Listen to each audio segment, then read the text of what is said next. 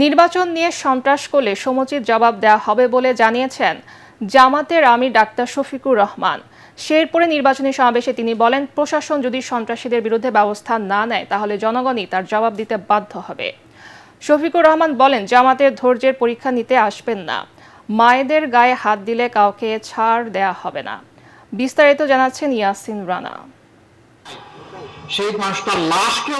ত্রয়োদশ জাতীয় নির্বাচনে দেশব্যাপী প্রচারণায় অংশ নিতে শেরপুরের নির্বাচনী সমাবেশে যোগ দেন জামায়াতের আমির ডাক্তার শফিকুর রহমান। এতে জেলার ৩টি আসনের নেতাকর্মীরা অংশ নেন। প্রার্থীদের হাতে দাঁড়িপাল্লা প্রতীক তুলে দেন তিনি।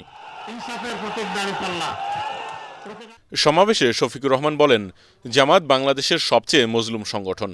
জামাত ফাঁসির কাষ্ঠ থেকে ফিরে আসা দল উল্লেখ করে তিনি বলেন, দলের ৭০০ কর্মীকে আয়নাঘরে ও লাখো নেতাকর্মী জেলে বন্দী রাখা হয়েছিল। এই দলকে ভয় না দেখাতে, নারী কর্মীদের ওপর হামলা না করতে হুঁশিয়ারি করে দেন জামাত আমির। নির্বাচন নিয়ে কেউ যদি সন্ত্রাস চালাতে চায় তাহলে আল্লাহর উপর ভরসা করে সমান পরিমাণ জবাব দিবেন, বেশি দিতে যাবেন না। তবে নিজে জবাব দেওয়ার আগে অবশ্যই যথাযথ কর্তৃপক্ষ এবং প্রশাসনকে অবহিত করবেন। যদি দেখেন প্রশাসন করছে না আর এটা সন্ত্রাসীদের অভয়ারণ্য হয়ে গেছে, তাহলে তখন আপনার উপর ওয়াজিব হয়ে যাবে সেটা প্রতিহত করা। শেরপুরে জামাত নেতা হত্যার ঘটনায় এখন পর্যন্ত কোনো আসামিকে গ্রেফতার করা হয়নি অভিযোগ করে তিনি বলেন, নির্বাচনে সন্ত্রাসীদের বিরুদ্ধে প্রশাসন ব্যবস্থা না নিলে পরিস্থিতি নিয়ন্ত্রণের বাইরে চলে যাবে। আমি দেখতে চাই যারা খুন করেছে তাদেরকে আপনারা আইনের আওতায় এনেছেন। আমরা এটা উৎসাহিত করব না জনগণ আইন নিজের হাতে তুলে নিক, এটা কোনো সভ্য সমাজের পরিচয় হতে পারে না।